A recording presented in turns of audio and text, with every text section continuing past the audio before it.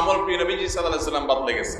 আপনি জানেন আমলটা, আপনারা এখানে যতজন আছেন সবাই জানেন, জানেন না এমন একজনও নেই, সবাই জানেন আমলটা এরকম একটা আমল, কিন্তু সে আমলটা যে এই সময় করতে হয় হয়তো জানেন না, অথবা জানেন কিন্তু আমল নাই। আমলটা হলো ভাইরা দুরূদ পাঠ করা। দুরূদ জানি না এমন কোন মানুষ আছে এখানে?